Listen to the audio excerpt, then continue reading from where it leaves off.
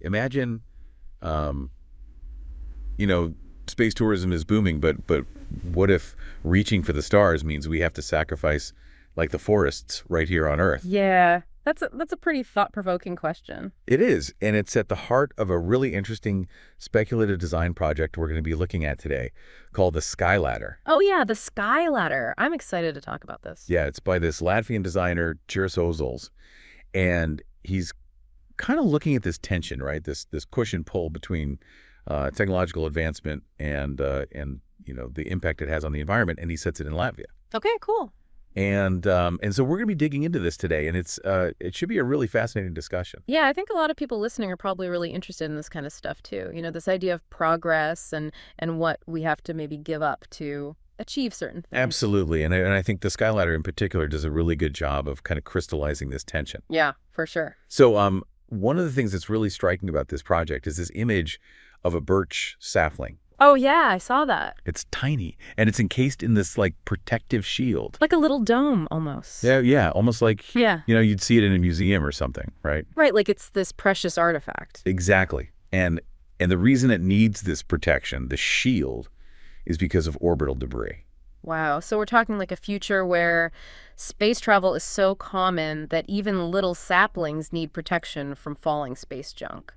Yeah, it's a pretty Yeah. crazy image, right? And it gets even more interesting when you think about like the symbolism of birch forests in Latvia. Right. Birch trees are really important culturally in Latvia. Yeah, they're like a national symbol. Hmm. They're all over the place. And what Ozols is doing here is he's kind of suggesting that in this future where space tourism is this huge thing in Latvia, that birch forests have been like decimated to make way for these massive spaceports. So the sapling and the dome is like all that's left. Yeah, it's like this stark reminder of what's been lost, Powerful imagery, for sure.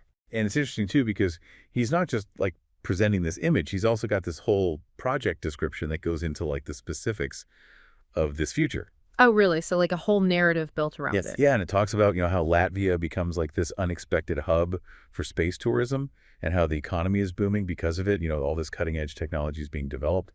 But then there's also this underlying sense of unease, like this question about, what has been sacrificed to get to this point. Right. So he's not just saying space travel is bad. He's presenting a much more nuanced perspective. Exactly. And that's what I think is so cool about speculative design in general, right? It's not about predicting the future. It's about using design to kind of explore these potential futures and get people thinking about, the choices that we're making today and how they might impact the future. Yeah, like what are the consequences of our actions and are we willing to accept those consequences? Yeah, and I think the Sky Ladder does a really good job of raising those questions in a really like visceral and thought-provoking way. Definitely. I mean, it's one thing to read about deforestation or the potential downsides of space travel, but to see it visualized like that with the sapling and the dome, it really makes you think. Yeah, that definitely makes it more concrete. Totally. So we've talked a bit about the project itself, but I'm also curious to know more about Juris Ozols. Like, what's his background? Like, what informs his design perspective? Yeah, he's really interesting, actually. He has this very research-based approach to design. Like, he really delves into historical data, analyzes trends, and then uses that to kind of project forward and create these really plausible scenarios. So he's not just coming up with these ideas out of thin air. It's all grounded in research. Yeah, and it's not just like dry academic research either. He's really interested in the social and environmental implications of technology, and that really comes through in his work. And it's not just like, he's writing papers or anything. He's actually creating these like intricate drawings and 3D models to really bring these futures to life. Oh, wow. So you can really visualize what he's talking about. Yeah. Yeah. Cool. And it's not just like, pretty pictures or anything. They're really thought-provoking. Yeah. And they really make you think about, the choices that we're making and the potential consequences. Yeah, he's not just telling you what to think. He's presenting you with a possibility and letting you draw your own conclusion. Exactly. And I think that's what makes his work so powerful. Definitely. So as we kind of, we're at this point where space exploration is becoming more and more accessible. Sure. More and more people are talking about going to space.